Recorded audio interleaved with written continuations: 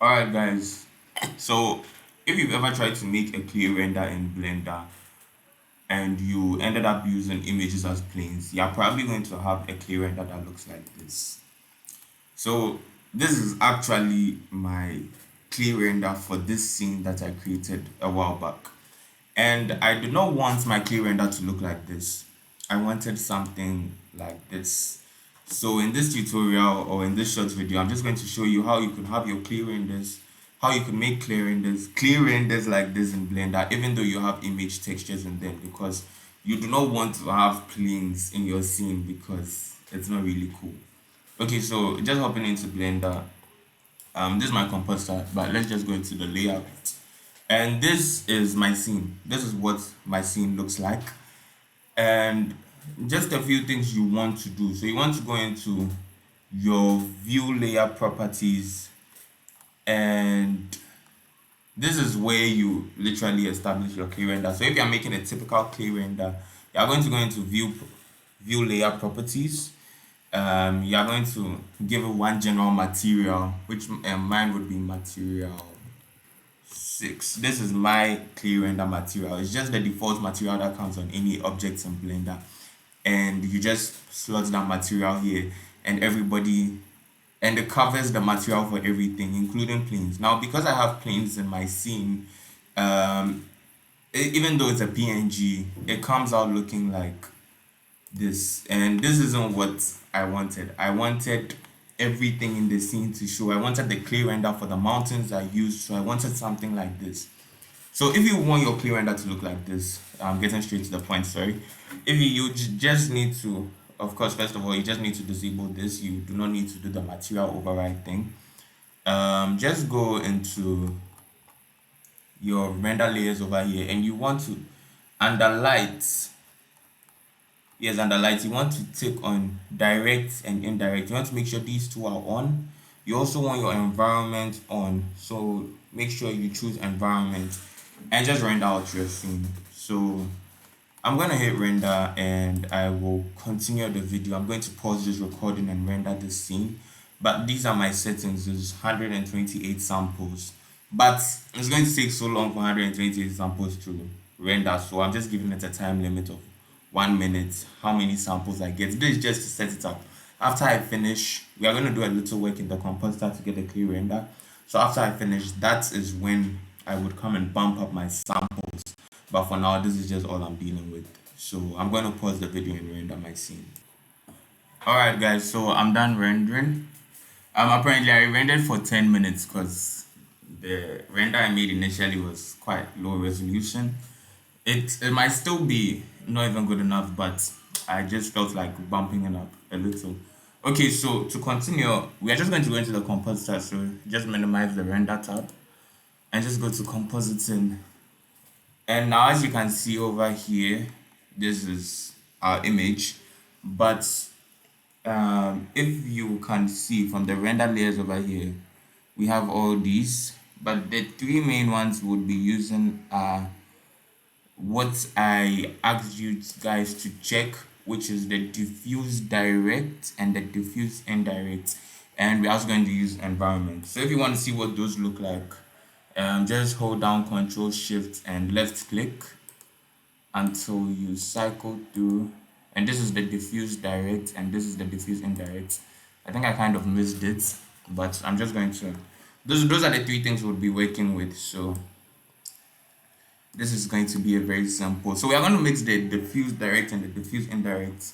Then we mix the result of that with the environment, with the noise, and we have our clear render. So I'm going to just add in a mix shader. And I'm going to take this out. So like I said, we're going to bring in the diffuse direct and the diffuse indirect, and I'm going to set this to add, and there we go. Now the issue is this doesn't necessarily look like a clear render, because as you can see, clear renders are usually they're usually white or even something like this. But from what we are getting from our render, we have something that looks like this, which is quite off. I mean, you don't have this orange like thing in a render. So the next thing I'm going to do is, this is the from the diffuse indirect. So I'm just going to add a hue saturation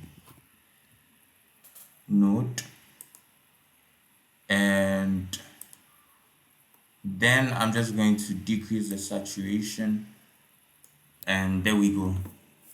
And maybe I would even bump up the value to 2 just to give it a little more brightness. And from there, I'm going to get another mix shader or mix node, or I'm not too sure what to call these things. And I'm going to take the output of that, bring it here, and take the environment. If you remember what the environment looked like, so just hold down Ctrl Shift and recycle through. So this is the diffuse direct.